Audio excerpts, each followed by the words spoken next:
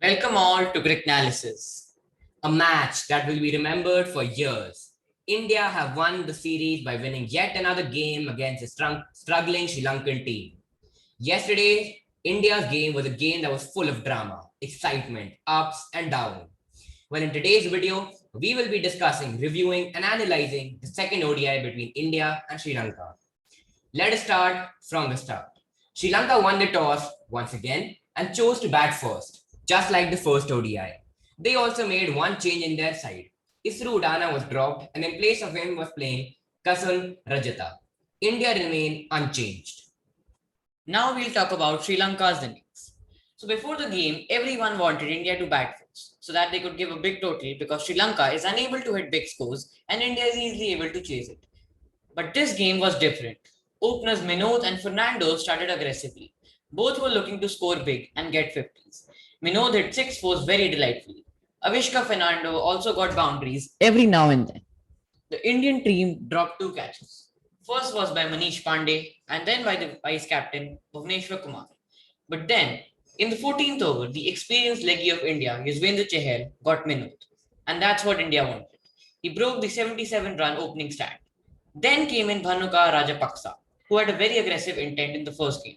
However, Chahal got him also on the very next ball, and now India were in a very good position. Unfortunately, Chahal didn't get a hat trick. Avishka Fernando was looking good, and he got a half century too. However, as soon as he got a 50, he got out. Other batsmen such as Dhananjay De Silva, Captain Dasan Shanaka also got off to a good start, scoring in the mid 30s, but couldn't continue. Varendu Hasaranga only scored 8 this time. However, one batsman out of them all stood up, Charit Asalanka. He was looking very good. His shot selection was great and he built his innings wonderfully. However, in the 48th over, B. Kumar took his wicket. At that stage, Sri Lanka were on 244 for 7 down. It was looking like once again Sri Lanka would get between 255 or 260 and India can chase that easily. But Chamika Karunratre, the man who finished the innings for Sri Lanka in the first game, once again showed how good a finisher he can be. He scored 41 and 33 and took Sri Lanka to a nice 275 for 9. Let's have a look at the Indian bowling. Bhuvneshwar Kumar and Yuzvendra Chahal took 3 wickets each. Deepak Chahar, who was also the man of the match, took 2 wickets but did not have a good economy. Krunal Pandya had the best economical rate, once again, of 4.63. He gave only 37 runs in the 8 overs he bowled. Hardik Pandya also bowled, but he was in pain. Kuldeep Yadav went wicketless in this game, but was bowling good in the middle overs. Now, did Shikhar Dhawan make any mistake during Sri Lanka's innings? Well, I think one. Why did he give 2 overs to Kuldeep Yadav in the death overs? Sri Lanka were in a very bad stage before the death overs, but as Kuldeep Yadav came in, they had one last opportunity of hitting and increasing their total. And yes, they did utilize those 2 overs of Kuldeep Yadav. They were scoring boundaries of his balls, and we could also see Shikhar Dhawan regretting what he did. He could have given those overs to Deepak Chahar. And now India's innings started. They needed 276 in 50 overs. Everyone was expecting the Indian batsmen to cruise down the chase very easily like they did in the first game. Let us start with the top order. First up, young Prithvi Shaw. So now, everybody was expecting Prithvi Shaw to continue the same form as the first ODI. Everybody wanted him to hit and this time probably get a century too. He was showing intent. He did hit 3 fours in the start, but then came in Varendu Hasaranga. Brilliant captaincy getting him in. Last time also, Shaw fell to a spinner, and this time too, the same magic worked. Hasaranga bowled him. But what did Shaw do wrong? He was continuously looking at the place he wanted to hit the ball. He never had his eyes on the ball till the last moment. He looked at the ball after it hit the stumps. Also, he was looking to hit on the very first ball Hasaranga bowled.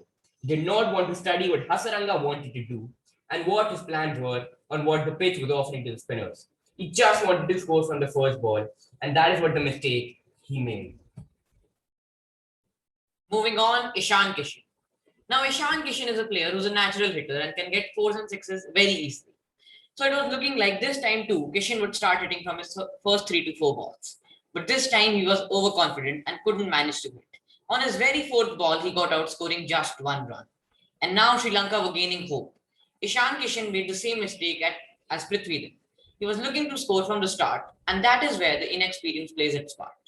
These young batsmen don't have any experience of ODI cricket and want to start hitting as soon as they walk in. Look at veterans such as Shikhar Dhawan or Manish Pandey. They never hit on their first 8-9 balls. First they study the pitch, then start hitting. So let's move on to the skipper, Shikhar Dhawan. You know he's the most experienced guy of the team and you can expect everything from him.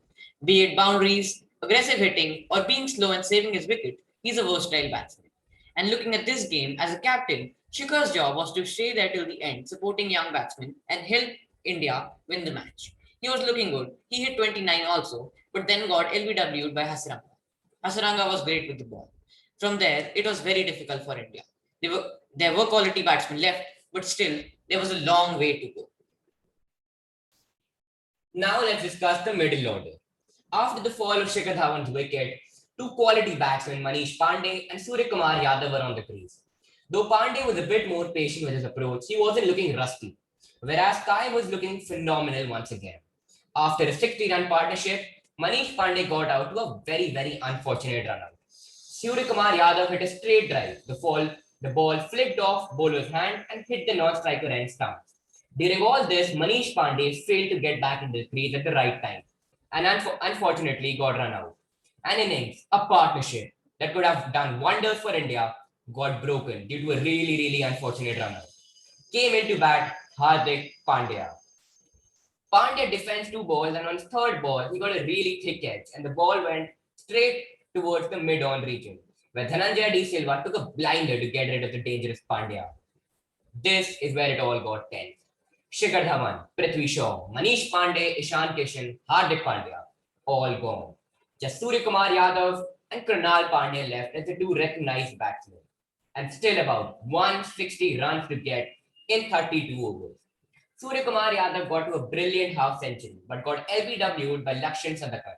India were 160 for 6 at the end of 27 overs. Still about 116 runs behind the total target, needed in 23 overs.